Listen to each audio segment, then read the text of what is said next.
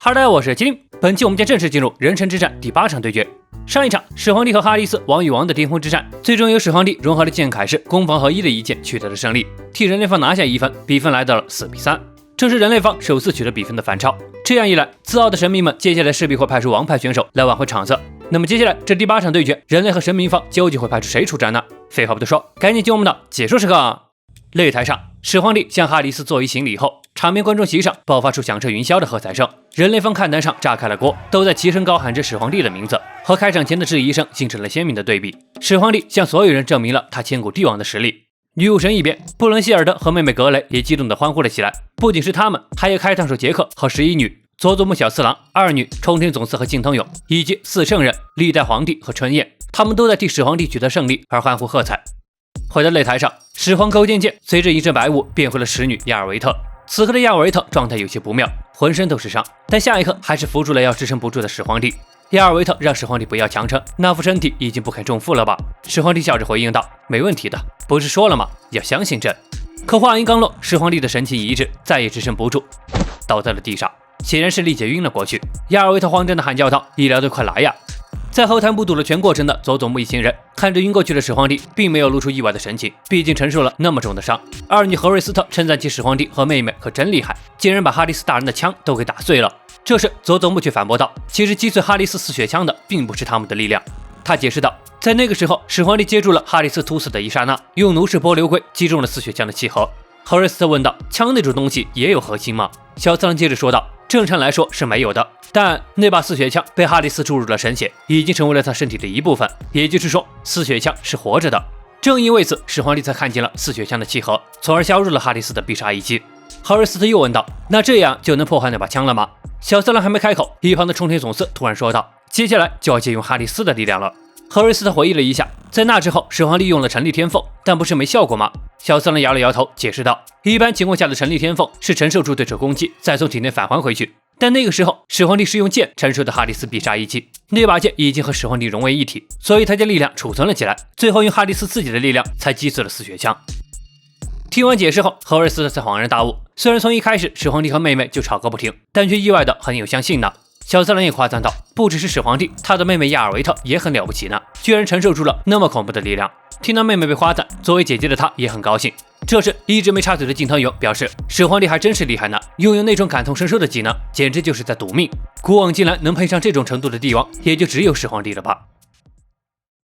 和人类方一边的欢声笑语截然相反的是，神明一边，冥界之王哈迪斯的败北是谁也没料到的结局，全都张着大嘴不敢相信，气氛是压抑到了极点。VIP 席位上，阿瑞斯气愤地将护栏都给捏爆了。哈迪斯大人会输这种事，他怎么也接受不了。比他更气愤的还得是刚复活不久的希拉尔哥阿托摩奇，一脚踢碎了大门走了出去。赫尔墨斯问起他要去哪里，阿托摩奇咬着牙说道：“管你什么游戏也好，比赛也罢，跟我都没关系，我想杀谁便杀谁。”看着情况不太妙的阿托摩奇，赫尔墨斯向宙斯询问道：“这真的没问题吗？”但此刻的宙斯还沉浸在上一场比赛中，向赫尔墨斯说道：“直到最后他都在道歉啊。”回到擂台上，主持人正激动地解说着第6场和第7场比赛都是人类方取得胜利。释迦和始皇帝拿下2连胜后，人类方竟然完成了对神明的反超，这是神明方不可容忍的，在下一场必须扳回一场。此刻被打得破烂不堪的擂台正在进行修整和装饰，所以接下来将会是第8场比赛开战前的休息时间。医务室里，女武神2姐妹正担忧地看着正接受治疗的始皇帝和亚尔维特，看那状况，估计短时间是醒不了了。医务人员表示，女武神暂且不谈，但那个人类的状况此刻很危险，现在也只能看他自己的生命力了。离开了医务室，走在路上，格雷还沉浸在上一场比赛的胜利喜悦中，但布伦希尔德显然是有心事，一言不发地带着妹妹赶往世家的房间。但走到一半，突然想起，世家的话真的会好好待在房间里休息吗？就在这时，一道熟悉的声音叫住了他们，来人正是怒气冲天的阿童摩奇，脸色阴沉地问道：“那个叫始皇帝的家伙被你们藏在哪里？”格雷被这人的恐怖气势吓了一跳，正想问这人是什么来头，就见希尔德低头恭敬地喊道：“好久不见了，阿托摩奇大人。”此话一出，格雷更是吓傻了。阿托摩奇大人不是被波塞冬大人杀了吗？难道有鬼吗？布伦希尔德倒是很冷静，看样子之前听说的传闻是真的呢，您还活着。阿托摩奇一拳打在柱子上，他可不想说这些废话，怒视着希尔德：“回答我的问题，不然就杀了你。”看到凶恶的表情和插进柱子里的手，显然不是开玩笑。但正因如此，希尔德更不能告知其始皇帝的位置，回拒了他。下一秒，猛烈的拳头撕裂了柱子，就要将希尔德拍碎。就在这关键时刻，惠叔的手掌被切断，掉在地上。喂，别妨碍我呀，别西伯！来人正是不久前复活了他的苍蝇王别西伯。他出手阻止的原因很简单，要是把希尔德杀了，那诸神黄昏就要结束了。请不要夺走我的乐趣，那种事情和我可没关系。两人剑拔弩张地看着对方，现场的气氛降到了冰点。别西卜突然说道：“阿托摩奇，哈迪斯所展现出来的神明威信，你是想让其蒙羞吗？”此话一出，阿托摩奇的表情难看到了极点。虽然他此刻恨不得把那家伙撕成碎片，但别西卜说的没错。想起哈迪斯在场上为神明的荣耀展示最后的身姿，他怎么能做这种不耻的事呢？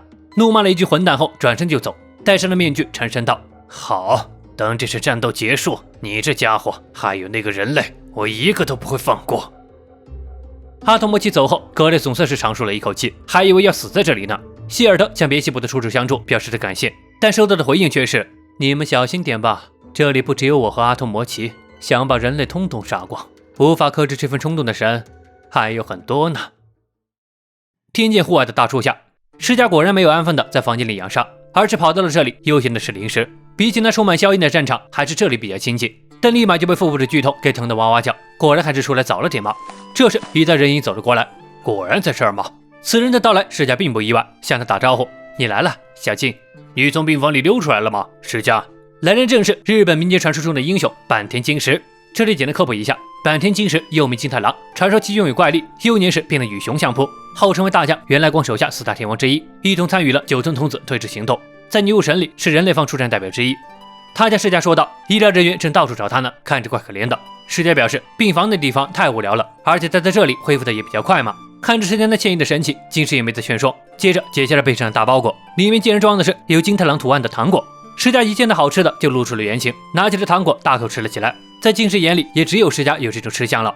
不过吃归吃，还是要办正事的。有一件事，世家想拜托金时去做，还没听是什么事，金时就一口答应了，笑着表示，如果是世家拜托的事，他就不会拒绝。既然这样，世家便直言道，想拜托金时去调查一个人，一个能动摇诸神黄昏的男人，屠龙英雄齐格飞。世家擅自逃出病房，偷偷让坂田金时去调查屠龙英雄齐格飞。这事儿女武神布伦希尔德当然是不知道的，但还是因为世家不好好待在病房里养伤而大发雷霆，怒骂那个唯我独尊的男人真是太不像话了。一旁的格雷疑惑地问道：“世家伤得这么重，到底会跑到哪里去呢？”正在气头上的希尔德表示，他不会再担心那家伙了，因为更重要的是接下来的第8场比赛。不过话说回来，格雷还沉浸在不久前一向沉稳的别西卜大人竟然表露出了那样的情感。希尔德说道：“正因如此，就证明了冥王哈迪斯大人的败北对于众神来说是多么难以接受的事实。”格雷点了点头，的确是这样的。对于神明来说，哈迪斯大人是不可能会输的，就连开战前他们也是这么想的。突然间，低头说话的格雷一头撞在希尔德背上，他们的目的地到了。希尔德抬头望向了头顶，面对这扇充满机械感的铁门前，喃喃道：“这便是下一个选手的房间。”话音一落，只见铁门顶上一个监视装置射出了光线，径直落在了希尔德身上。扫描了希尔德眼睛后，门框上弹出了 open 的字样，紧跟着铁门开始运作起来，就跟保险库一样转动着把手，轰的一声，门开了。门打开的瞬间，格雷就傻眼了，这内部走廊也太炫酷了吧！他忍不住问起，这究竟是谁的房间啊？布伦希尔德突然气愤的翩翩起舞，笑着说道：“他便是人类史上唯一一位魔法师。”格雷还想接着问时，两人已经走完了过道，来到了房间内部。房间里光线很暗，格雷怕怕的抱紧了姐姐胳膊，但下一刻还是被吓出了猪叫。这地上怎么躺着这么多死人啊？还有那散落一地的纸张也很诡异。不过希尔德根本没在意，表示这些人可没有死呢，只是累得睡过去了而已。说着便直接跨过了人影往里面走去。听了姐姐的解释，格雷这才仔细端详了一番地上的人，果然都是一副酣睡的姿态。抬头望去，发现这哪里是个房间啊，简直就是知识的海洋。地上、墙上、天花板上全都是数学公式。而房间最里头，正有一道身影在墙壁上写着。沉浸在公式里头，连希尔德两人的靠近都没有反应。此人的气场不在于他自身，而是他周围密密麻麻的公式，嘴里还喃喃着：“完美的物理法则，真是太美了。”希尔德笑着打招呼：“还是依旧如此呢，特斯拉先生。”没错，此人便是被誉为最接近神的男人尼古拉·特斯拉。听见这个大名，就连格雷也惊呼：“这便是那位吗？”发明了交流电产生器、无线设备、荧光灯等等这些现代仍在被频繁使用的科学技术，被称为世界唯一的疯狂科学家。他的研究简直就是魔法。魔法？不，我讨厌这句话。我钻研的可不是什么魔法，而是科学。格雷大为惊叹，虽然听不懂，但感觉这人好有自信啊。聊完了家常，希尔德这才问起：“所以那项研究已经完成了吗？”早就完成了，在这里呢。无论何时，我所需要的都是将理论实现的素材。谢尔德笑着回应道：“这样的话，那事情就简单多了。”只见他抬头喊道：“格恩达尔！”话音落下了一刻，身后传来了脚步声，向谢尔德回应道：“他早已恭候多时。”来人正是女武神第9女格恩达尔。格雷是一脸懵逼，也不知道是九姐从哪里突然冒出来的。这时特斯拉突然走了过来，在几人的惊诧目光下，径直来到格恩达尔身前，皱着眉头，用手在格恩达尔身上丈量，甚至还上起手来，就像端详艺术品一样把玩着格恩达尔。虽然格恩达尔并没有说什么，但一旁的格雷都看不下去了，这也太没礼貌了吧！只见下一刻，特斯拉竟说道：“你能把自己奉献给我吗？”一上来就是这种情节，格雷怎么顶得住？刚想说的什么，却听姐姐格恩达尔表示：“没问题，特斯拉博士。”这操作差点没惊掉格雷下巴，这才刚见面也太直接了吧！格恩达尔将特斯拉的手置于胸前，笑着说道：“能将此生奉献给特斯拉，他乐意至极。”谢尔的两姐妹露出了截然相反的表情，接着便听特斯拉自语道：“证明完毕。”和格恩达尔十指紧扣说道：“直觉能超越知识，他一直等待着格恩达尔，这一切都是为了科学。”格恩达尔也同样如此，一切都是为了科学。两人心意相通的那一刻，神器炼成发动，一道雷光从天而降，将两人笼罩。格雷被这突然的景象吓了一跳，谢尔德则在一旁说道：“女武神格恩达尔所拥有的力量名为魔力持有者。”在绚丽雷光下，格恩达尔的身躯散发着光亮，开始幻化，整个人缓缓升起，从两人的连接处手臂开始出现了变化。接着，格恩达尔化作一道流光，环绕在特斯拉身侧，最终包裹其全身。第二道雷鸣响起，便意味着神器炼成完成了。地上酣睡的人都被惊醒，将目光投向了烟尘中。原来这些都是站在人类科学界金字塔前的传奇人物：近代物理学之父伽利略，20世纪最伟大的科学巨匠爱因斯坦，世称雷的母亲居里夫人，物理学之父牛顿，炸药之父诺贝尔，以及正夸耀特斯拉果然是个天才的发明大王爱迪生。在众人的注视下，烟尘里的人影缓缓浮现。呵呵，想象并创造，人类敬为鬼神之物，我称之为物理法则。一股真气吹散了屋里的烟尘，此刻的特斯拉已然化身为自动机械超人。格雷又被这现代化的机甲给看傻了眼，是时候了，科学将超越神明。外貌大变样，但不变的是那自信的笑容。人类方代表特斯拉参上。神明方的宫殿里传来一阵悲伤的乐曲，原来是赫尔墨斯在书房里拉着小提琴，墙上摆放着各种谱子，甚至能看到有海格力斯、波塞冬、亚当和吕布的名字。随着赫尔墨斯饱含泪水的深情演奏，飘在他眼前的谱子开始自个儿谱写曲子，在一声荡气回肠的收尾声后，曲子完成了。与此同时，身后也传来了拍手声，正是苍蝇王别西卜。曲子真不错啊，是献给哈里斯大人的安魂曲吗？赫尔墨斯收起了乐器回应道：“是的。”话音落下，手里多了一本乐谱，他走在墙边的架子上，将其放在了灵符边上，一旁还有雷电的名字，这些都是赫尔墨斯替死去战士们谱写的安魂曲，是他对逝者最后的礼仪。完成了这一切后，赫尔墨斯又挂上了标志性的笑容，问起别西卜大人特地来他的房间，有什么事呢？别西卜沉默了片刻，向他说道：“他有件事要麻烦赫尔墨斯转达给宙斯，下一站由我上场。”神秘方选手别西卜参上。神秘莫测的鬼王别西卜，在传闻中经常与2个禁忌被一同提到：散播疾病的魔鬼苍蝇王，又或是七宗罪暴食的化身撒旦。在天界，别西卜是最孤独的神，没有人愿意接近他，因为传闻中他受到了恶魔撒旦的诅咒，和他有关的神接二连三的都遭遇不幸。大家认为那些人是被撒旦吞噬了心脏，后来甚至称别西卜为撒旦诅咒者。背负着这样的诅咒，谁都不愿意和他交朋友。别西卜也习惯了这样的生活。可直到有一天，3位堕天使找到了他，他们正是撒麦尔、路西法以及阿撒谢尔。听说镇上来了个有趣家伙，便过来看看。见别西卜沉着脸没有理会他们，就更来劲了。在他身后手舞足蹈地表示，他们打算去伊甸园玩玩，邀请别西卜一块去。说起伊甸园，阿撒谢尔就忍不住憨笑道：“那里的苹果可太好吃了呢。”被一旁的撒麦尔吐槽道：“也只有阿撒谢尔会被吃的吸引了。”既然如此，那就由他来说一个超有趣的事情吧。其实宙斯的奶奶，你们还是回去吧。别西卜冰冷的话让撒麦尔深受打击。路西法则问起为什么要他们回去呢？大家不是都说了吗？我被撒旦诅咒了，你们还是不要和我接触比较好。所以呢？一般听到这话都会自觉远离他，可这一次轮到别西卜感到意外了。只见路西法接着说道：“撒旦那只怪物只是迷信吧？况且大家的话就一定正确吗？”阿撒谢尔也在一旁附和道：“对呀，连他都没有吃过撒旦这种东西呢。”显然这货的脑子里只有吃的。见别西卜仍旧让他们离他远一点，路西法笑着表示他决定了要和别西卜成为朋友。明明对他一点也不了解，就凭直觉便做出了这样的决定，还齐刷刷挂着自信的笑容冲他说道：“他们一定会很合得来的。”别西卜吐槽道：“都是傻子吗？”说到这儿，阿瑟谢尔扬起了手，高呼道：“虽然不知道撒旦是什么东西，但只要敢来，他一定会把他干掉的，所以放心吧。”话刚出口，就被萨麦尔嘲讽道：“虽然那份心意他表示赞同，但怎么都觉得那是不可能做到的。毕竟连跟个衣柜打架，阿瑟谢尔都会输呢。”被当众打脸，阿瑟谢尔就准备要和萨麦尔进行决斗。就在两人争吵间，突然一个臭屁让现场陷入了诡异的安静，就连别西卜都憋着气好一会儿才松了口气，随即突然转头偷笑了一声。这一幕都看在路西法眼里，闹了这么半天，他正式向别西卜伸出了手，让他一起来吧。别西卜叹了口气，终于没再拒绝，接受了这份邀请。很快，几人来到了伊甸园，这里曾是诞生了夏娃亚当的象征幸福美好的乐园，在里边有一片苹果园。几人完全无视了牌匾上绝不能采摘的提醒，甚至还爬上了树肆意采摘着，把别西卜这老实人给急坏了。果不其然，很快就遭到了乐园管理者的驱赶。竟然又是这3个混蛋天使来捣乱，这一次还多了一个小鬼。别西卜正想解释自己不是，话还没说完就被路西法给拽走了，并表示没错，他便是新伙伴，以后还请多多关照呢。事情结束后，他们一块儿享用着苹果，看着几人的模样，别西卜阵阵出神。对于他来说，还是第一次交的朋友呢。就这样，导弹3人组变成了4人组，他们一块登山，一会儿游泳，一会儿玩闹，也一块欢笑。如此快乐的日子，别西卜从未体验过，也希望这样的快乐能永远持续下去。但事实真的这般如他所愿吗？他永远也忘不了，在那一天午后，他睡着醒来，赫然发现身下竟有一条污血。惊恐之下，他扯开了衣服，并没有发现有伤口，那便是说这不是他的血。等他往周围看去，才恍然，他的好朋友们全都倒在地上，眼里早已没了生机。路西法心脏位置破开了一个大洞，难以置信的神情靠在树边，在他身旁的阿瑟谢尔和萨麦尔同样是胸口一个血洞。这血淋淋的一幕看在别西卜眼里，他彻底崩溃了。在他睡着之后，究竟发生了什么？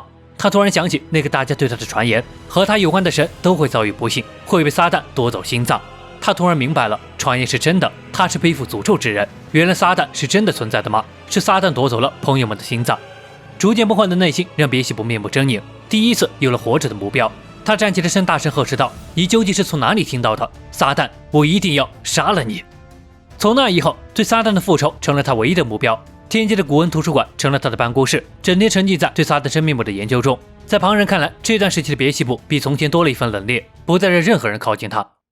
后来有一天，和往常一样在图书馆研究时，来了一位不速之客，是追寻着路西法来调查撒旦真相的女神莉莉丝。她是路西法的青梅竹马，所以杀害了路西法的撒旦同样是他要复仇的对象。别西卜还没搞清状况，莉莉丝便表示，如果别西卜真的是撒旦诅咒者，那就由他来看管。另外，他也和别西卜一块调查撒旦的真相。面对这样的自作主张，别西卜当然不会愿意了。但莉莉丝根本不给他拒绝的机会，只是他脑袋表示，就算下地狱，他也要这么做。这不是请求，这是命令。看着莉莉丝强势的模样，别西卜愣了片刻，突然苦笑道：“这模样和路西法还真是像呢。”于是就这样，别西卜的身边又多了一个人，说是朋友也算不上，倒像个合作伙伴。为了调查撒旦，两人一块翻阅古籍，找到线索地点就在地图上做上记号。肚子饿了，莉莉丝会递上可口的食物。撒旦这个令人恐惧的恶魔，除了他们俩外，谁都不愿意与之有任何关联，也没有人真的见到过那个家伙。他们跋山涉水，将关于撒旦的所有相关地点都探寻了一遍，不管是天界的边际还是冥界的深渊，都没有找到任何撒旦的踪迹。一天夜晚，那个萦绕在他脑海里的噩梦再次袭来，路西法几人被撒旦抓在手里，在他眼前，撒旦将他们捏成了肉泥，并向他说道：“你所爱之物尽数毁灭。”在撕心裂肺的咆哮声中，别西卜从睡梦中惊醒，大口喘着气儿。听着动静的莉莉丝走了过来，知道别西卜肯定又梦到撒旦那家伙了。他将别西卜的头靠在自己肩上，安慰着他。别西卜难过的看着自己的手，问道：“为什么路西法他们那么好的人会愿意和他做朋友呢？”莉莉丝解释道：“路西法那家伙从前便是那样，自己害怕孤独，所以对同样孤独的人无法放任不管。那家伙只是不想让别西卜感受到孤独而已。”嘴上大骂路西法真是个烂好人，别西卜一把抱住了莉莉丝，抽泣着表示他一定会完成复仇的。莉莉丝回应道：“不是他，而是他们。”在那一刻，别西卜似乎又感受到了熟悉的情感，在难过受伤时有人能倾诉，所以他向莉莉丝承诺一定会好好保护她。莉莉丝红着脸回应道：“说到就一定要做到。”这一刹那，别西卜封闭的内心再一次打开，眼里泛着泪花，向莉莉丝表示了感谢。然而，他们怎么也没想到，苦寻这么多年的撒旦竟然在这一刻有了结果。别西卜的眼神恢复清晰后，却是他自己一手贯穿了莉莉丝的心脏。原来，撒旦诅咒的真相是，当别西卜的爱冲破顶点后，他便会将所爱之物亲手摧毁，就像曾经的朋友萨麦尔、阿瑟谢尔以及路西法。因为他爱他们，所以在睡梦中亲手将其摧毁。而这一次，他在动手时被莉莉丝唤醒，亲眼看到了自己行凶的这一幕，他才终于明白，原来撒旦就是他自己。难怪他们一直找不到撒旦的踪迹，原来撒旦一直在他身体里，在他的爱满溢而出时，才会出现支配他的身体。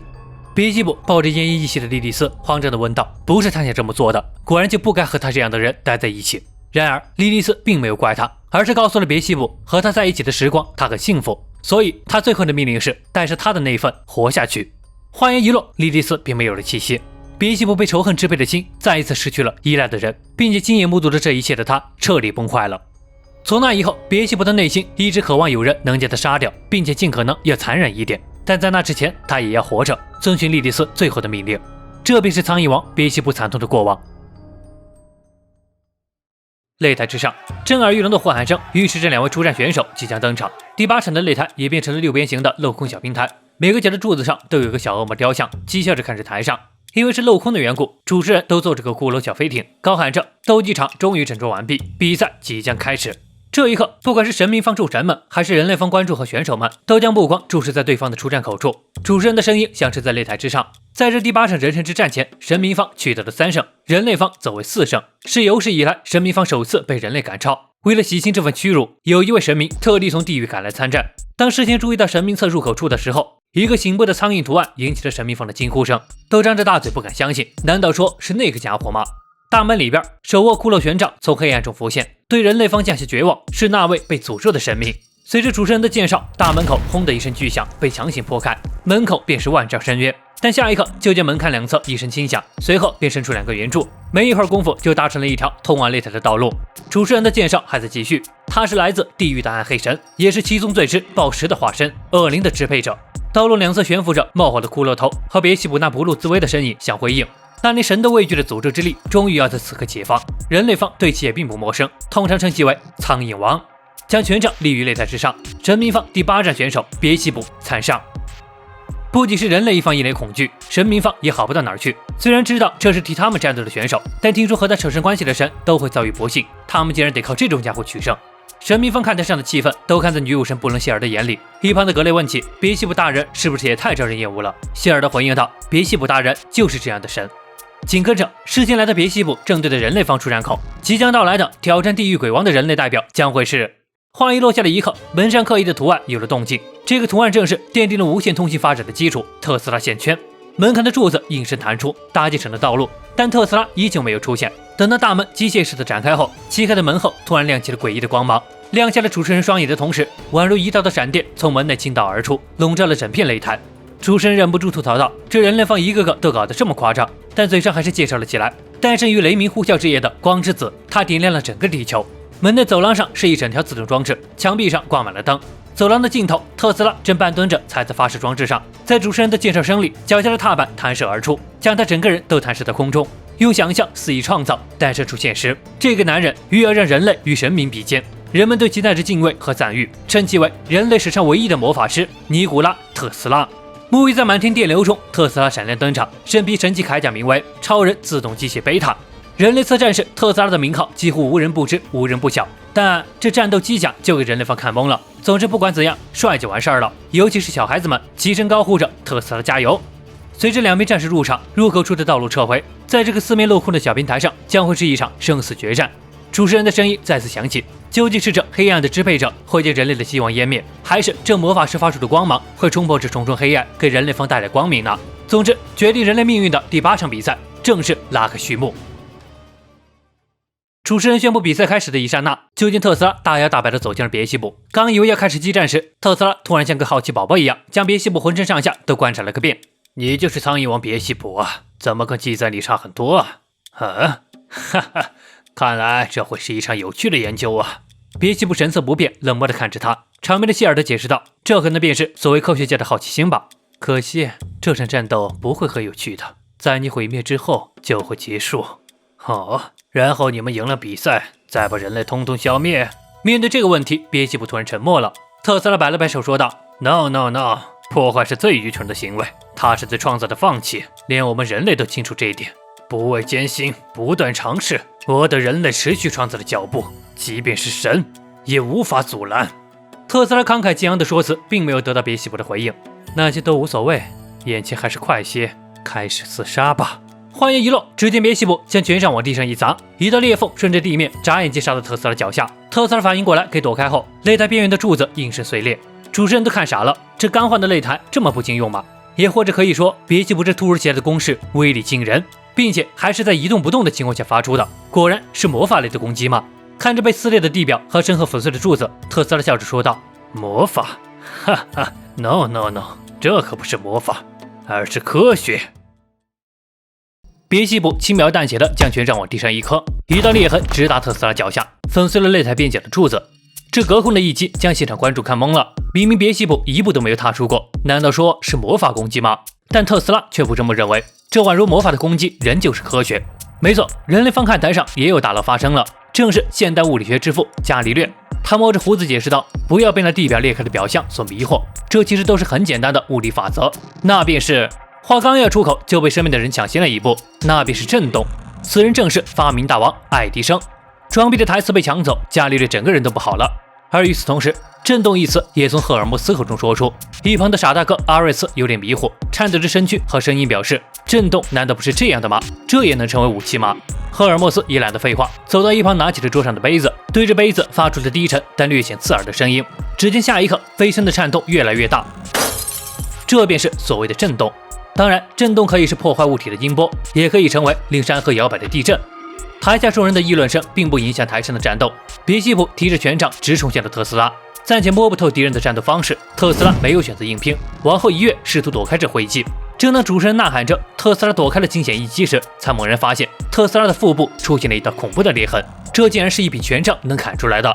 没错，场边的赫尔墨斯笑着表示，震动同样可以成为锋利的刀刃。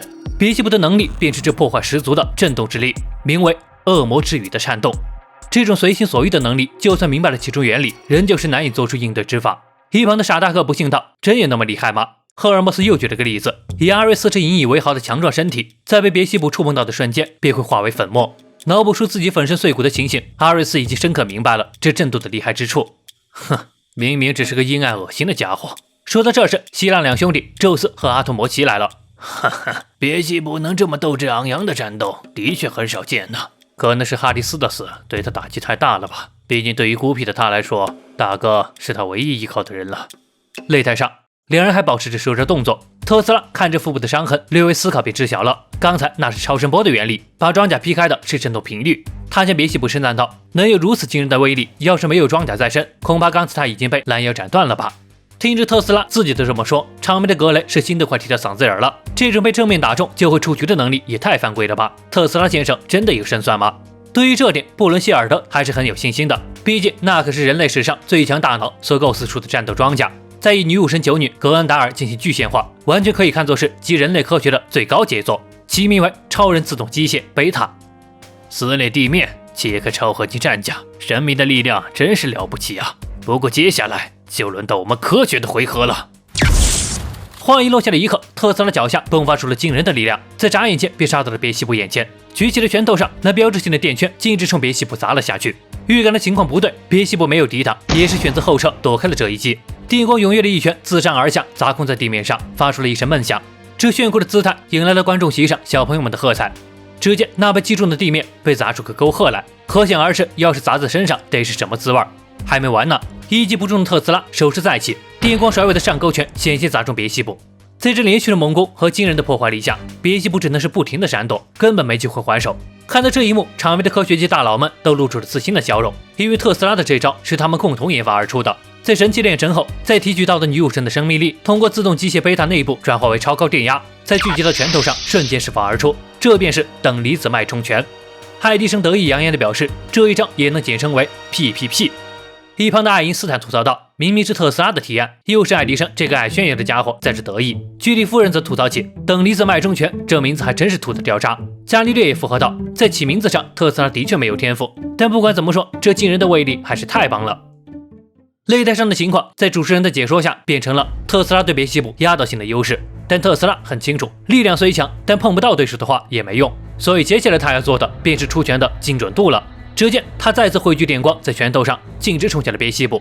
但这一拳落下后，那闪耀的电光骤然消失，这挥空的一拳仅仅是普通一拳而已。别西卜刚站稳脚步，就见特斯拉将左手对准了身后，手里电光闪耀，在其身后爆发的脉冲能量像推进器一样带着他直冲别西部，这速度根本来不及闪躲。特斯拉嘴里还在喃喃道：“科学终将会触碰到神。”话音落下的同时，拳头也砸在了别西部身上，此招名为喷气式等离子脉冲拳。擂台上响起了剧烈的轰鸣，主持人都被吓了一跳。不过意料之外的情况发生了，特斯拉的拳头虽然砸中了别西部，但却没有感受到肉体的碰撞。只见烟尘中一块诡异的黑色波纹缓缓浮现，正是出自别西部那骷髅拳杖。此招名为地狱之门。特斯拉恐怖的一击所砸碎的地表从拳杖处戛然而止，见攻击被接下，特斯拉反倒是一脸兴奋，对别西部这一招用震动形成壁垒的妙用大感惊喜。而别西部一边依旧挂着冷漠的神情，表示如果刚才便是特斯拉的极限，那他只好快些结束战斗了。说罢便举起拳杖于头顶，在其身后浮现出了巨大的苍蝇虚影，此招名为暴食之堕天使。随着他举起拳杖，苍蝇的嘴里也炸起了光芒。感受到威压的特斯拉收起了笑脸，严肃道：“极限，科学可是永无止境的。”说罢，他将双手合并，将所有电光都汇聚在一块，等离子脉冲拳双倍加持。两人都没有退缩，决定以大杀招分出个孰强孰弱。一瞬间，电光和波纹撞到了一块，一时间几步枪上下。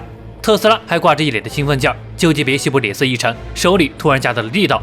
在特斯拉看来，这是震动的输出提高了。只见原本呈圆形的波纹骤然变成了一柄大刀，集中在一点上的震动力量拔高了不止一筹，场边的观众都看傻了眼。而正处于波纹下方的特斯拉尤为惊叹，眼睁睁看着巨型波纹大刀如山岳般压了下来。轰鸣身后，巨大沟壑里的特斯拉半蹲在地上，手上装置发出了损坏声，表盘也破碎了。这一轮的碰撞显然是特斯拉的完败。别西部俯瞰着他，嘴里冷言道：“果然，你也办不到吗？”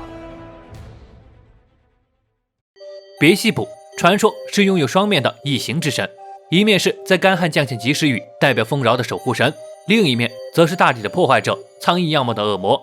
对其抱有敬畏的众生将他供奉于巴尔莫拉宫。以上传闻皆出自迦南人的传承，迦南人是圣经中记载的古老民族。此刻擂台上，别西部宛如君王般俯视着半蹲在地上的特斯拉。刚才的一番较量，明显能看出来，攻防一体的别西部较颇为狼狈的特斯拉来说要更胜一筹。场边人类系看台上，格雷也为别西部的强大而感到惊叹。明明用的是那么细的权杖，威力却如此恐怖。身旁的布伦希尔德解释道：“别小看那权杖，那是可以将别西部的能力进行强化的神器。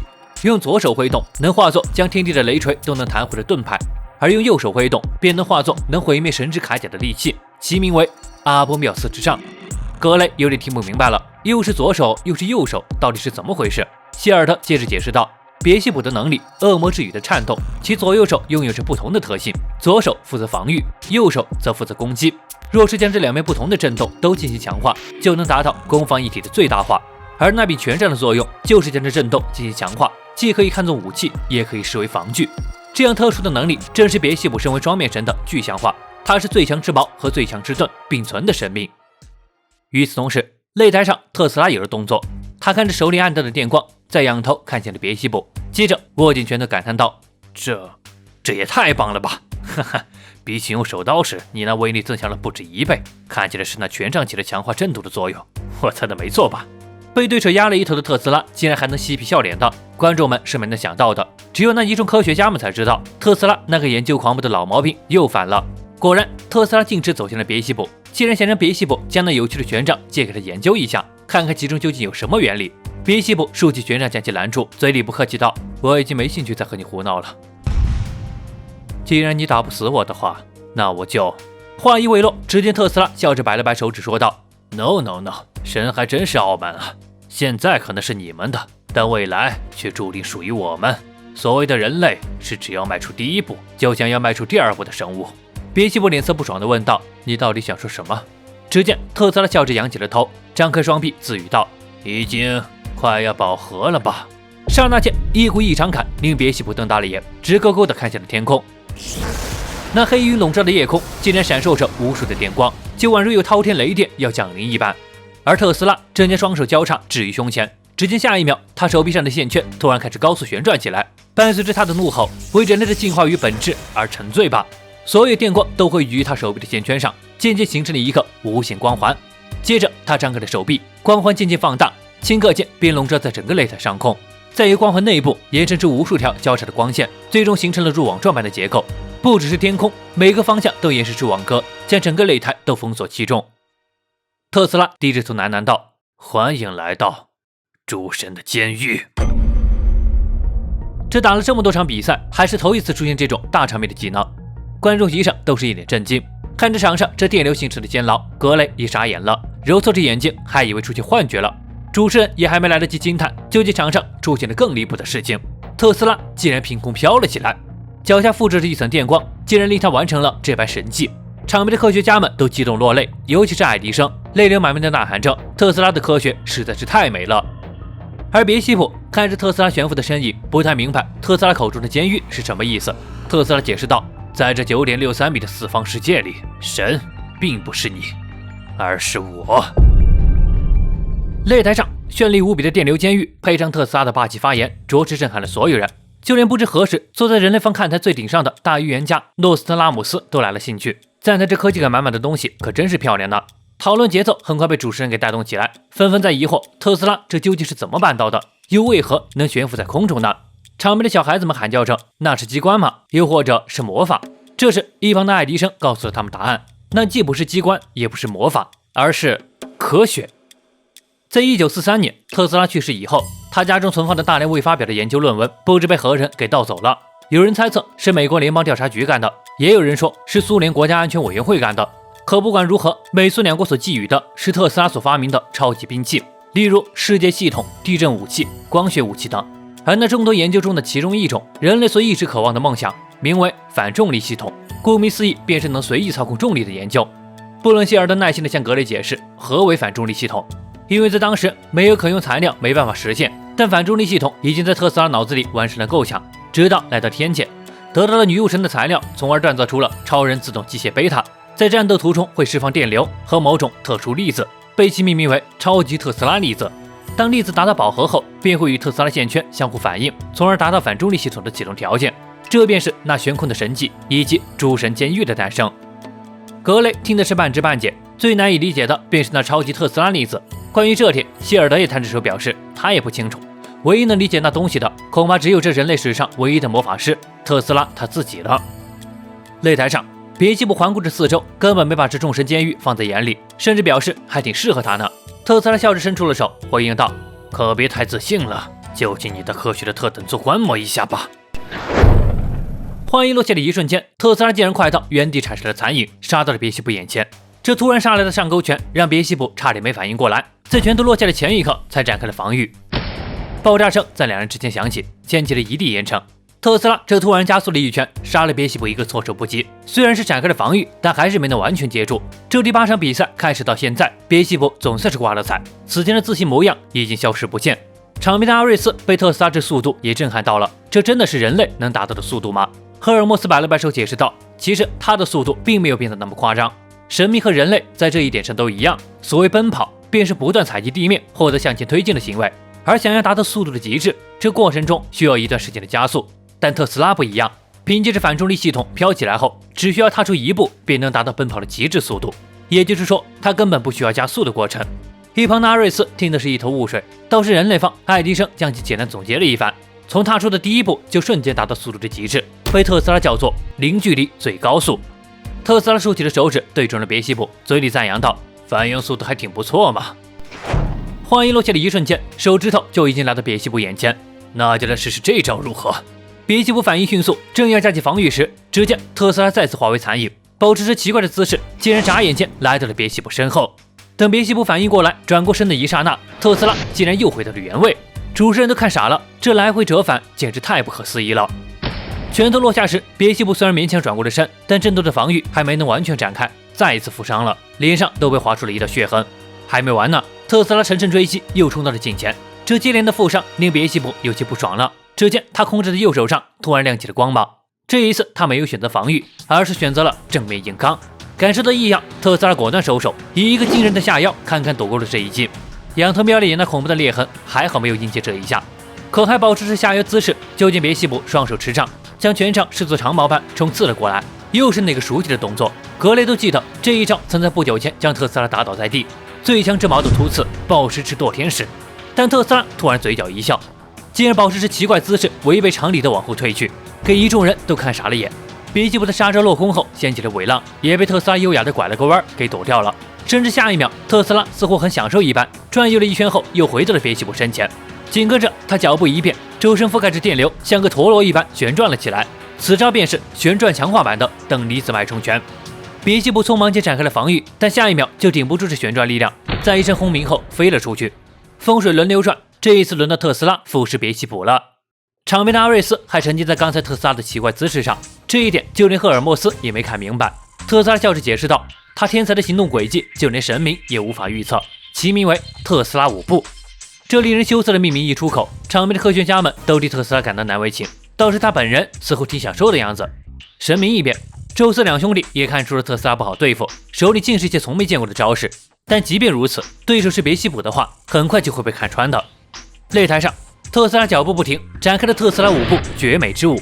虽然名词不堪入耳，但令人眼花缭乱的步伐的确很厉害，就仿佛从不同的方向同时向别西卜发起了进攻，最后汇聚成了一记出其不意的闪电拳。可没想到，还是被别西卜反应过来给躲掉了，并且抓住了特斯拉出拳的后腰，就准备给他后脑勺来个重锤。但这其实也仍在特斯拉的计划之中。正是抓住了别西卜这欲要进攻的时机，特斯拉扬起了拳头，反身便挥出了一拳。炸裂的一拳在擂台上响起了剧烈的轰鸣，这显然不是普通的一拳。可正当女武神姐妹欢呼呐喊时，烟尘里的情况似乎不太对劲。格雷欢呼的手僵在了半空中，只见烟尘里别西卜将拳掌立于身前，竟然在那一瞬间转攻为守，防住了这一拳。特斯拉5步的确让人难以琢磨，可别西卜仍然可以仗着绝对的实力与之抗衡。这就是宙斯两人为何对别西卜这么自信的缘故，因为即便是在冥界，别西卜也是最顶尖的战斗天才。这下子特斯拉把底牌都暴露了，对别西卜来说几乎等同于拿到胜利了。但越是这么想，宙斯心里越觉得不对劲。和他俩想的一样，擂台上别西卜冷言道：“你的攻击我已经看透，不可能再打中我了。”这时特斯拉突然竖起了手指 ：“No No No， 昨天的惊叹放在今天却又不够如此。科学正是持续不断的进步，是不存在终点的。”只见特斯拉剑圈上亮起了光芒，他张开双臂的同时，手上汇聚的电流似乎在连接着胸口的剑圈，直到闪烁的电光将它全部笼罩，只留下一句：“好好看着吧，这便是我们人类的智慧。”话音落下的一刻，特斯拉整个身躯都光芒大涨，在别西卜眼前化作了一团耀眼的光，再然后宛如瞬间移动般出现在其身后。光芒褪去，特斯拉已经蓄势待发，挥出的双拳合璧了一击。这一次，别西卜只来得及转过头来。1856年出生，1943年入土。特斯拉来到这个世上80余年，让整个世界发生了天翻地覆的变化。其死后仅9个月，以他最后的研究为基石，某个秘密实验仍在悄然进行着，名为费城计划，是美国海军在费城海域上进行了一次骇人听闻的秘密实验。他们在驱逐舰埃尔德里奇号上搭载了数十座强力的特斯拉线圈，对外宣称是通过磁力让船体无法被雷达所探测，达到隐形效果。可结果在给特斯拉线圈通上电流的瞬间，发生了令人难以置信的状况。一座网状的磁场监狱笼罩在舰船之上，这超乎想象的庞大磁场所带来的结果是，整艘舰船在发出了一阵刺眼的光芒后，在周围海军的眼皮子底下，埃尔德里奇号从雷达上消失，也从肉眼消失。与此同时，在相距363公里之外的海面上，一艘渔船头顶亮起了光芒，接着埃尔德里奇号凭空出现。这场对外宣称是躲避了雷达探测的神秘实验，据现场亲眼目睹的少尉所述，说出来的确让人难以置信，但他确确实实亲眼见到了，那是瞬间移动。费城计划这场瞬间移动的神迹看似是取得了成功，但在移动后的埃尔德里奇号上状况惨烈。这场事故共造成13人失踪，6人发疯，最终被美国高层永远埋藏在黑暗中。但他们海军没能完成的实验，特斯拉成功了。那一瞬间，化为光点来到别西卜身后的神迹，便是那所谓的瞬间移动。擂台上，别西卜在剧烈的爆炸声下倒飞了出去。特斯拉这一招，就连场面的宙斯和阿托摩奇都没能看清。在反应过来时，别西卜就已经倒在了地上。现场传来了人类方的欢呼声，虽然不知道怎么一回事，但看情况是特斯拉占据了上风。别西卜喘着气儿半蹲在地上，被整个红色的上衣，身上也多处伤痕，显得颇为狼狈。在后台的冲田总司几人也没能看清刚才特斯拉那不可思议的速度，硬要说的话，那不是在移动，而是消失。神明看台上的阿瑞斯也冲赫尔墨斯问起这是怎么一回事。赫尔墨斯表示他也不清楚，但他知道场上的别西卜应该是看清楚了。原来如此，是瞬间移动吗？没错，我将其取名为特斯拉传送。哈哈哈，如何，是不是很帅呢？这时，别西卜突然竖起了3根手指，对特斯拉说道：“你的传送有3个限制，对吧？好，第一，发动传送前需要一段时间的蓄力，因为刚才你只需要再从4阶给我来一下，就有干掉我的可能，但你并没有这么做，所以我由此判断。第二，能移动的位置也有限制。”因为你在瞬间移动前的那次攻击，我感受到了一丝违和感。你看似是在浪费力量进行大幅的攻击，但恐怕另有目的。我猜就是为了把我引诱到你能发动瞬间移动的位置吧。呵呵。然后第三，能发动的次数也是有限的。话音落下的一刻，特斯拉左手上的线圈应声碎裂。哈哈哈，这洞察力还真不错呢。那我便再多解释些吧。首先，我这特斯拉传送最大的前提是只能在这个领域中使用。是没办法传送到领域之外的，应该说传送出去会非常危险。其次，在我能移动的位置，需要有高浓度的超级特斯拉粒子。我刚才不停挥拳的目的正是为此。别西卜是听明白了，那带着电流的拳头所挥动的空间，便能聚集那所谓的超级特斯拉粒子。没错，我在攻击的同时，不停地制造高粒子浓度的位置，肉眼是看不见的。在决定好传送位置后，便令那个位置的粒子和我的超级特斯拉线圈产生共鸣，发动传送。要是弱点的话，这个共鸣时间需要6至3秒。场边的爱迪生不禁吐槽道：“为何要把弱点都说出来？”另外，每一次传送都会消耗一个超级特斯拉线圈，所以正如你所想，次数也是有限制的。如今我还能使用2次。场边的格雷不禁问起身边的姐姐：“要是超过了2次会怎么样呢？”希尔德回应道：“恐怕会造成身为装甲素材的格恩达尔会毁坏，接着与他异形同体的特斯拉也会跟着死亡吧。”气氛突然变得沉重了起来。为了替人类方赢下这存亡之战，特斯拉是不会停下脚步的。哼，很有自信吧？竟然主动把能力告诉我。No， 对科学而言，隐瞒情报是百害而无一利，只有无私的共享众人的智慧，科学不，人类才得以进步啊！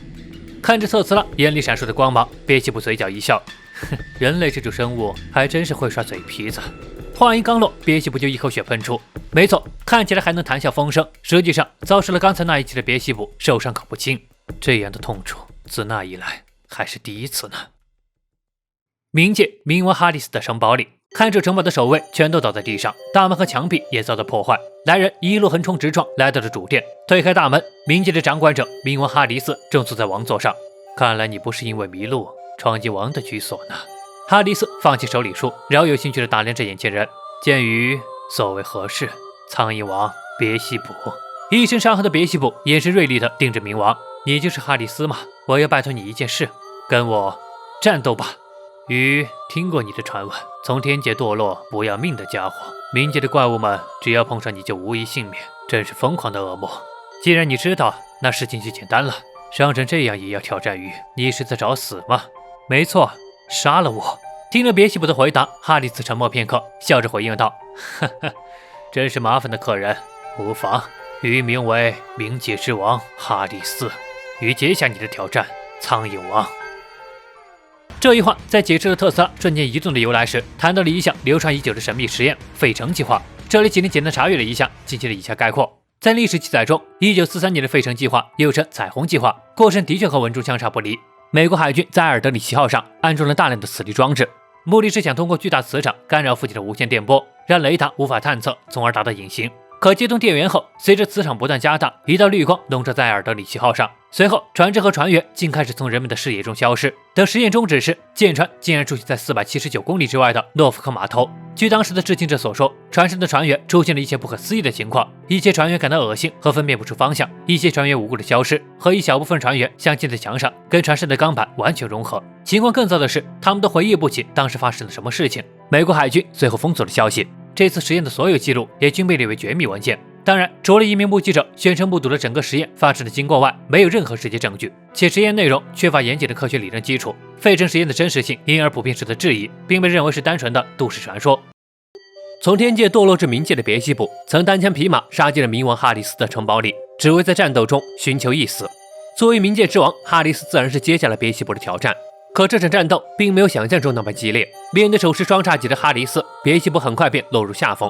随后，在哈里斯的猛烈一击下，别西卜直接被轰飞出了城堡，连着砸碎好几栋高墙，撞在墙壁上，给坚固的城墙都砸出个坑来。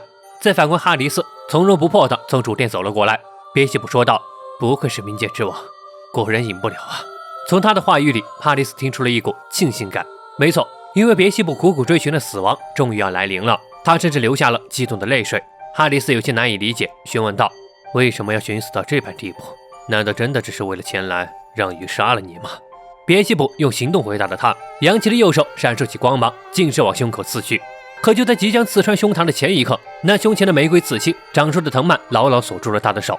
别西卜不甘地低吼着：“即便我已经不想活了，也不让我死吗？”他越是用劲，就越牢固的藤蔓已经回答了他，就算他故意死在别人手里，也不被允许。这个刺青是被他杀死的莉莉丝遗留给他的诅咒。听了这番话，哈里斯算是明白了别西卜想要寻死的原因。他笑着说道：“虽然鱼不知道你和那莉莉丝之间究竟发生了什么，但即便是什么也不知道的鱼也清楚，那个人有着想要传达给你的事。你胸前的刺青不是什么诅咒，而是祈愿。”别西卜显然没反应过来，哈里斯接着说道：“那个人是希望你活下去，对吧？那么比起你寻死的念头，难道不是更应该考虑如何活下去吗？你再好好想想，他遗留给你的到底是什么吧。”一直深陷寻死之路上，别西卜还真给忽视了莉莉丝死前最后的话：“我爱你，所以连同我们那份活下去吧。”哈里斯头也不回，只留下一句话：“想明白了的话，要是还想让鱼杀了你，就等你状态完备后再来吧，无论何时都可以哦。”哈里斯走后，别西卜独自思考了很久，难道真的如哈里斯所言，莉莉丝留给他的不是诅咒，而是祈愿吗？那他又该怎么做才好呢？脑海里又浮现出被他杀害的莉莉丝、萨迈尔、阿瑟谢尔和路西法的身影。他亲手残害了所爱之人，究竟要他如何活下去啊？不知又过了多少年，这一天，哈里斯正在城堡里独自一人下着棋，别西卜再一次前来。哈里斯笑着表示：“好久不见了，别西卜，这次又是来让鱼杀了你吗？”“不。”“哦，那你是放弃寻死了吗？”“不，我还是该死，但不是死在你这种存在手里。”“为何？”“我一直在思考，最后我明白了，我需要活下去，更加凄惨、卑劣、痛苦地活下去，然后尽可能地迎接最丑陋的死亡，那便是我能给予他们的赎罪。”听了别西卜的话，哈里斯愣了片刻，随后捂着脸放声大笑了起来：“哈哈哈，还真是各方面都很麻烦的家伙呢，但鱼正是中意你这点呢。那这个拿去。”别西卜接过哈里斯扔来的东西，仔细一看，是一个骷髅头，轻轻一摁，就变成了一柄权杖。鱼本就想下次见面把这东西给你，你这家伙的能力和这柄阿波缪斯之杖能相辅相成呢，那这下子也就没那么容易死了吧。别西卜撇着嘴没有回话。哈里斯接着说道：“放心，鱼也会好好见证你这家伙痛苦的活着，然后在那个啥丑恶的死亡。为什么要关照我这种人？呵呵，因为鱼有着相当麻烦的弟弟们呢。在鱼有些怀念那麻烦时，有个同样麻烦的家伙出现了，大概就是这样吧。”别西卜没再回话，默默收起了权杖。离开前，他也告诉了别西卜：“你也是相当麻烦的神啊，哈里斯先生。”“好啊，真的吗？”回忆到这里就结束了。擂台上的别西卜脸色并不好看，因为这一切都是哈里斯的错，因为哈里斯那麻烦的性格，他才变得更加麻烦的。说话间，特斯拉的进攻被别西卜用权杖强化的防御能力挡下，接着换一只手用攻击能力将特斯拉逼退。既然他一直想死在其手里的人已经先一步离去，那他就不用再等了。只见别西卜将手里权杖还原成了最初的骷髅头。既然如此，那他就把人类赶尽杀绝。双手紧握下的骷髅头，其双眼发出了光芒。随后，一股诡异的力场正以其为中心汇聚。神秘看台上，宙斯兄弟俩傻眼了。难道别西卜那家伙是想用冥界禁忌的那招吗？特斯拉可管不了那么多，手里闪烁着电光，便朝别西卜砸了下去。一拳落下，被击飞出去的别西卜仍然没有停止手上的动作。仔细看去就能发现，他左右手所散发的波纹截然相反，一面代表着绝对防御，一面蕴含着恐怖攻击。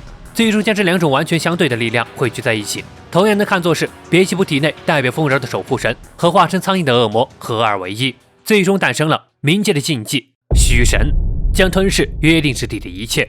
别西卜的身影已经完全被光芒所吞噬，一股毛骨悚然之感涌上所有观众心头。只有特斯拉还在笑着表示：“这下可太不妙了。”宙斯扯着嗓子怒吼着：“别西卜，快住手啊！”可早已箭在弦上，刺眼的光芒瞬间笼罩擂台。冥界的原罪0号虚神降临。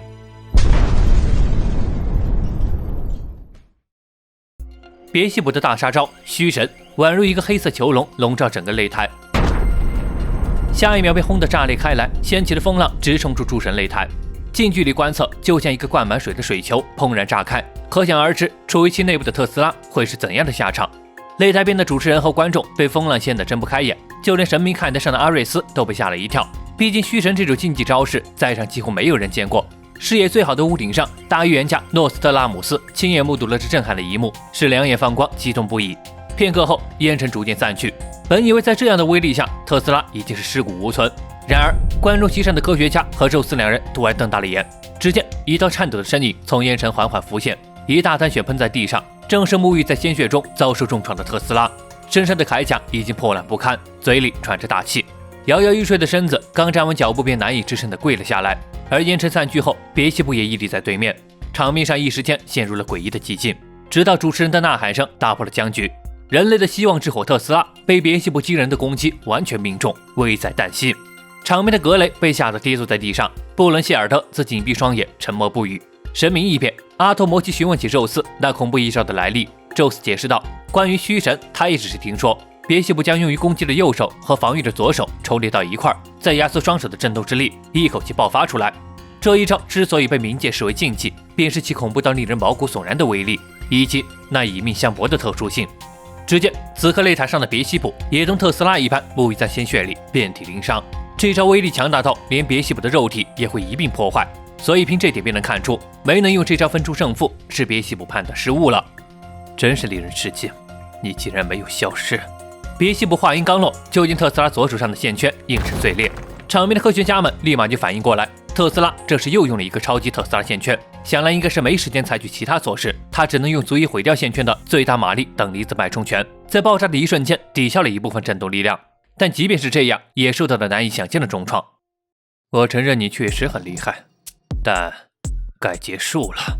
别西卜再一次握住了骷髅头，准备彻底了结特斯拉。结束？哈哈哈哈 ！No No No！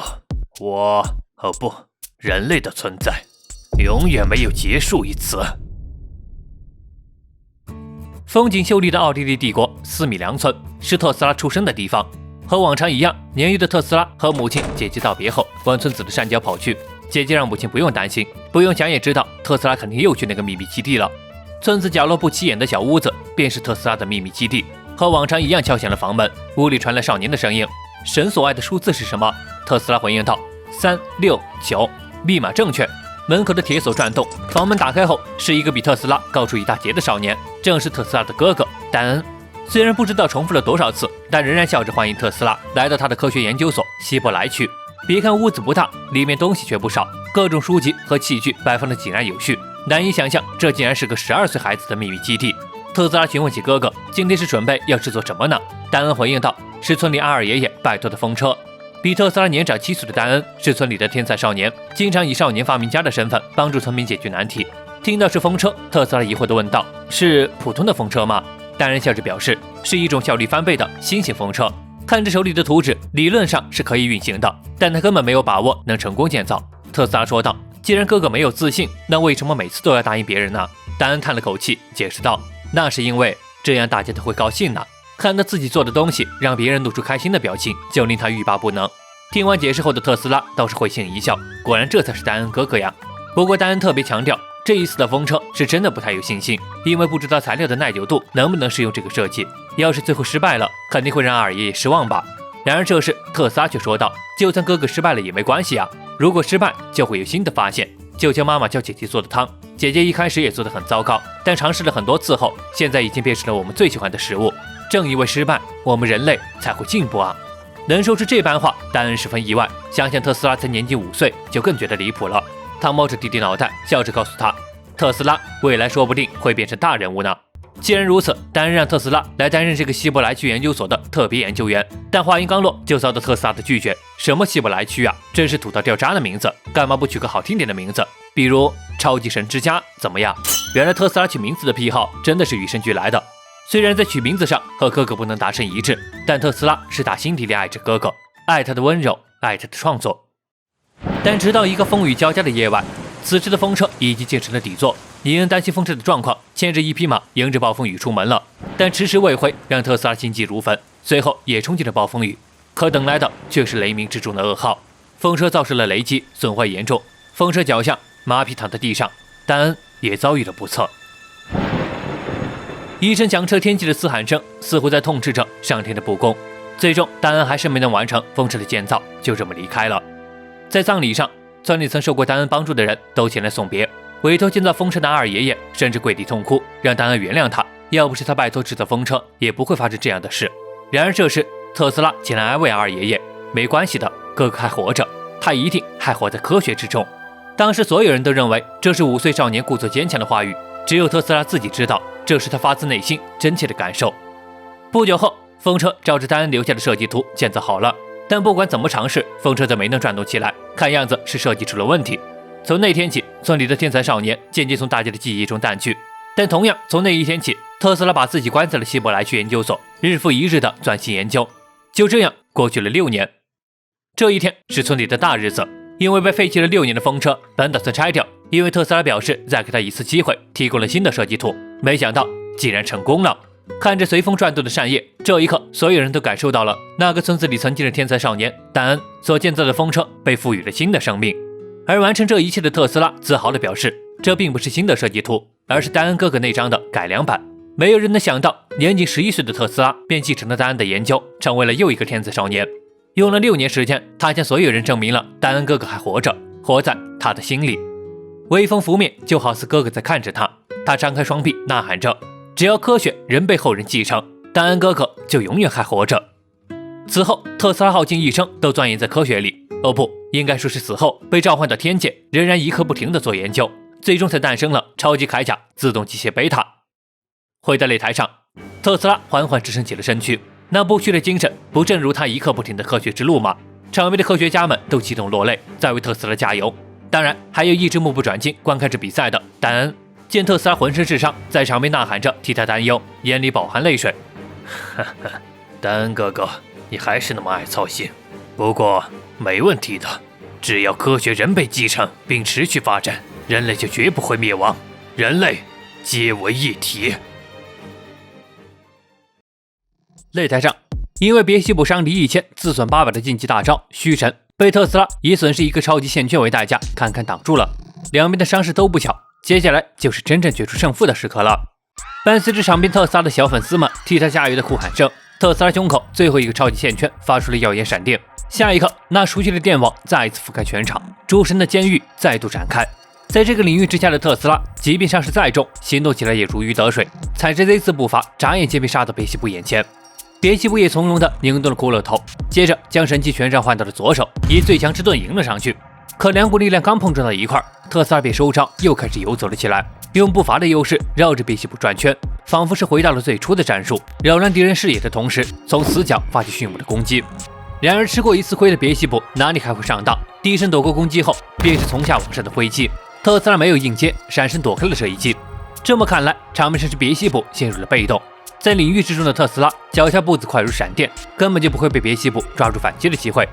神明看台上，宙斯身旁的阿托摩奇一拳打在墙壁上，嘴里嚷嚷道：“别西卜这家伙到底在拖拖拉拉干什么呢？再用一次那啥虚神，不就能赢了吗？”不，别西卜他已经没有余力再施展虚神了。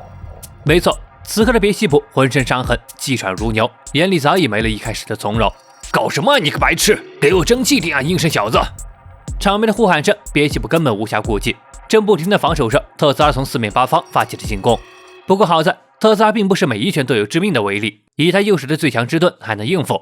场面的大块头阿瑞斯也扯着嗓子替别西卜加油。要是那家伙又用这一招式怎么办呀？一旁的赫尔墨斯回应道：“不，瞬间移动是攻其不备的招式，以别西卜那天才般的战斗天赋，看过一次的招式，想必就有办法应对了吧？”哈哈，原来如此，也就是说对方的杀手锏已经被破解了是吧？这么看来，别西卜的胜算很大呢。也不能这么轻易断言。一听这话，阿瑞斯一把将赫尔墨斯举了起来，怒吼道：“那到底是谁的胜算大呀？”目前看来，别西卜输掉的可能便是那凌驾于虚神的力量之源——超级特斯拉线圈。只要特斯拉还留着那最后一个线圈，场上的局势就还说不准呢。此刻擂台上，两人的战斗已经进入了白热化。特斯拉仍是借着脚步的优势，躲掉别西卜攻击的同时，从死角发起进攻；而别西卜则以运用自如的攻防互换，也能屡屡接下特斯拉的拳头。但截然相反的是，一边神色凝重，一边则喜形于色。然而，这样的情况并没有持续太久。在特斯拉以一记自上而下的锤击，本以为是压制住了别西卜的时候，突然间，别西卜手持权杖，竟然松开了右手，以意想不到的空手化刃刺向了特斯拉脑袋。这突如其来的一击，特斯拉只来得及偏过头去，下一刻肩臂上瞬间被刺破了一道大口子，他赶紧收招往回撤，可没想到那顺畅的滑步没滑多远就被破碎凸起的石块给卡住了。特斯拉这才反应过来，刚才一番攻守互换，别西卜的攻击看似都落空了，实则是将擂台地面都砸得坑坑洼洼的。这样一来，特斯拉的灵活滑步就被大大的限制住了。终于看到自家的选手扳回了一城，神秘犯的观众是炸开了锅，嘲笑是特斯拉活该如此，这下没办法到处乱窜了吧？呵呵，看来被算计了呀，那就仍有改良的空间。不过你的震动也会给身体带来很大的负担吧？别西卜的沉默显然是被特斯拉给说中了。凭你那伤势，继续使用震动的话，身体可是会崩溃的。特斯拉话音落下时，果不其然，在别西卜的肩上又崩裂开一道口子。所以那又怎样？别西卜脚下突然发力，终于是一改手势，向特斯拉发起了猛攻。要是不那么做，就没办法赢过你。握着拳杖的手又崩裂开数道口子，这便是强行使用震动之力的代价。别西卜是强挺着这股负担，将拳杖当长矛一般刺了出去。特斯拉虽躲过了第一击，但随之而来的是快到闪失了残影的进攻。失去了脚步的优势，特斯拉已经招架不住这连续的猛攻了。主持人的呐喊声也响彻在擂台上。别西卜拼上性命发起了连击，难道这一下就要分出胜负了吗？可话音刚落，别西卜胸前莉莉丝的玫瑰四星有了动作，因为感受到别西卜生命力的流逝，生出了藤蔓，眨眼间便盘附在别西卜出鞘的右手上，就宛如一只手臂强行要拉住他。眼看着已经到了最关键的时刻，别西卜在心里默默地祈求爱丽丝不要阻止他。此刻的他并不是要舍弃自己的性命，而是在拼死战斗啊！似乎感受到了别西卜的心意，藤蔓慢慢收了回去。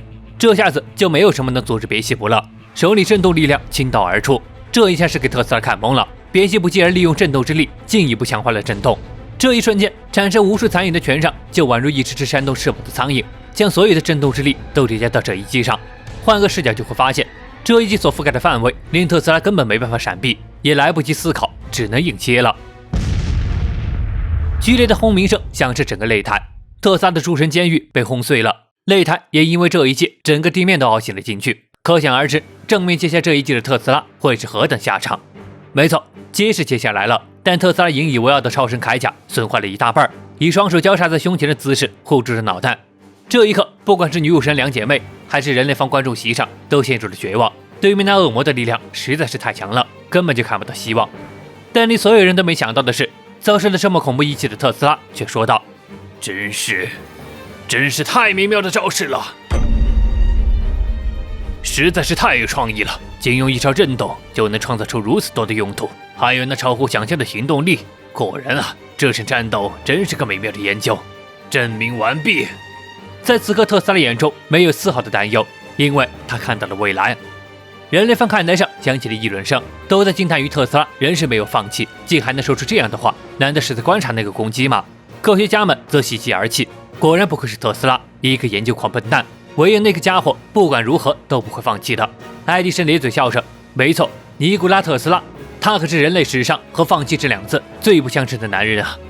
科学家们的呐喊声将特斯拉伟岸的身姿再度拔高了一截，他扬起了双臂，全然没有表露出受到重创的姿态。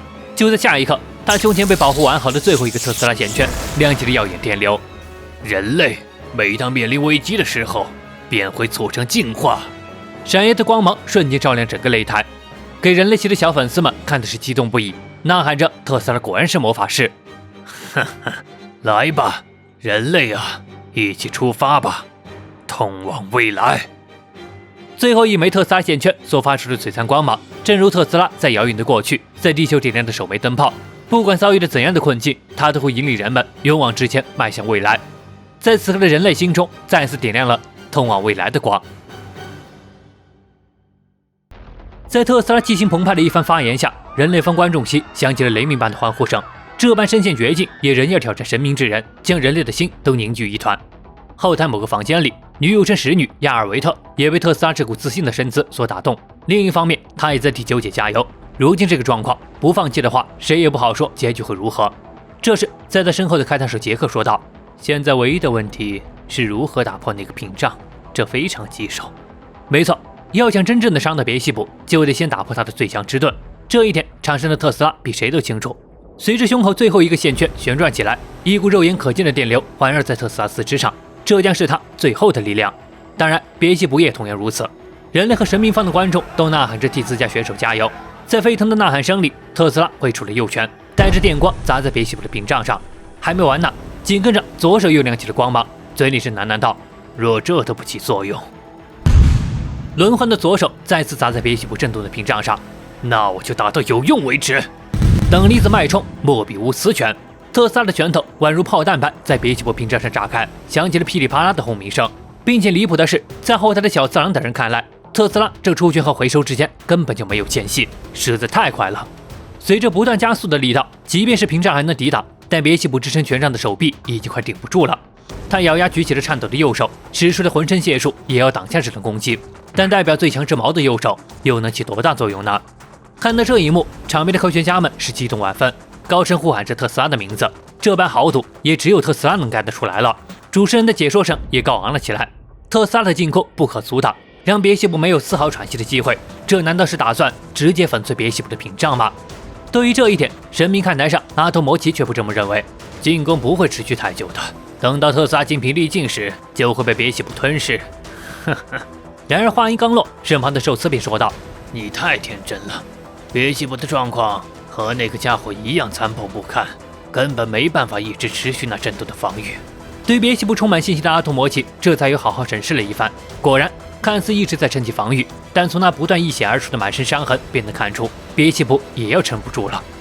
随着场面双方关注的呐喊声，从一开始的全面进攻都变成了坚持住，坚持的对方没力气就赢了。一边是人类科学史上最强之矛，一边是冥界邪神的最强之盾，这般意志的碰撞是人类和神明的火花。最为激动的还得是场面的科学家们，能看到人类科学比肩神明是何等骄傲的事。爱迪生更是起身高呼着：“特斯拉，向他们证明吧，人类的科学一定能超越神明。”随着特斯拉的拳头密度达到了极限，别西卜支撑的双手也没有后退的空间。此刻究竟谁会先达到自身的极限呢？答案是尼古拉·特斯拉。雨点般的拳头顷刻间全都消失，就像突然刮下的红滴。特斯拉僵硬着身躯就要跪倒下去。一开始被别西卜躯神造成的损伤，再加上这震动的特性在他体内造成破坏，冲击波这种东西是互相抵消的。当他在触碰到那震动屏障时，身体已经被潜移默化的影响了。正如我所想的一样，这太有趣了。既然知道了身体损伤的原因，特斯拉再次挥动拳头。然而别西卜也没有放过这么好的机会，没等特斯拉攻击启动，便主动迎了上去。拳头和骷髅头相撞的一瞬间，立马就分出了胜负。还没缓过劲来的特斯拉被这一击击退，失去重心就往地上倒去。别西卜没给喘息的机会，追上前来便举起了右手，最强之矛火力全开。已经结束了。这一瞬间，场边的观众心都提到了嗓子眼，然而却见特斯拉嘴角勾起了笑容。哈哈，时间到了。在别西卜难以置信的神色下，特斯拉并没有倒下，而是以左手撑地，亮起了光芒。下一刻便弹射起身，等离子脉冲喷射拳。这突如其来的变故让别西卜赶紧收招，撑起了防御屏障。只见迎面而来的特斯拉沐浴在光里，神色一种说不出来的平静，胸口那最后的线圈也闪耀起璀璨的光芒。神啊，谢谢你，如今的科学进化了。谁也没有料到，特斯拉的拳头在触碰到别西卜屏障的前一刻，竟然自己消失了。别西卜瞪大了眼，难以置信，他究竟是想要干什么？哈哈哈！爽朗的笑声背后，别西卜终于感知到了那股异样，是身后传来的电流声，正是特斯拉那消失的拳头，是那熟悉的瞬间移动。但诡异的是，只有一个右臂被传到他身后，但回过神来才恍然，他要面对的可不只是身后的拳头，还有特斯拉突然转变成右手，汇聚所有力量的迎面一击。此招名为等离子脉冲交叉拳，这是特斯拉战斗至今不断进化的科学力量。这一刻，不管是孤注一掷的特斯拉，还是即将面临前后夹击的别西卜，都催动着身体的极限。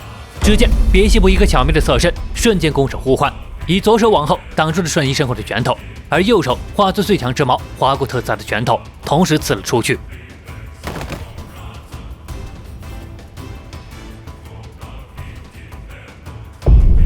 特斯拉的拳头停在了别西卜身侧，而别西卜以最强之矛抢先一步刺穿了特斯拉的胸口，以双指成剑，准确命中特斯拉的心脏。特斯拉缓缓垂下了手臂，胸口的线圈也因势碎裂。擂台顶上一束光照在两人身上，特斯拉叹了口气说道：“还是被你注意到了吗？”哈哈，他颤抖着手又举了起来，理了理乱糟糟的头发。我还以为是个好计划呢，看来还是太天真了，看样子你还是快我一步啊。不，我是信任你，因为像你这样的人是不可能只凭蛮力作为最后决胜的。哈哈，那真是荣幸。话音落下，别西卜抽回了手，转身便往擂台边走去，将最后的时刻留给了特斯拉。见特斯拉残破的身躯，场面的哥哥丹恩以及泣不成声。特斯拉站在光里，面朝着替他担忧的人类们：“人类啊，都抬起头来！通过这场战斗，我们又进化了！哈哈哈哈！只要科学之路仍在继续，这诸神黄昏就绝不会降临。”场面的科学家们是热泪盈眶，特斯拉的精神正是他们所要传达的。在最后的时刻，幻化成神迹铠甲的女武神9女格恩达尔也现身了。即便是身躯即将消散，但她并不后悔能辅佐特斯拉打完这场战斗。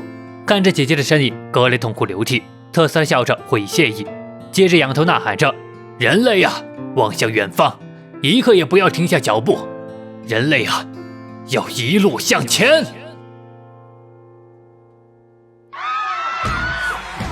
随着特斯拉激情澎湃的发言，他的身躯也消散在光里。为了证明科学之路永无止境，他以凡人之躯逼见神明。虽然最终仍是倒在了最后一步上，但他的英勇身姿让人类方的气势达到了前所未有的高度，给这场看似没有胜算的人生擂台照亮了前行之路。随着主持人的宣布，最终的胜者苍蝇王别西卜。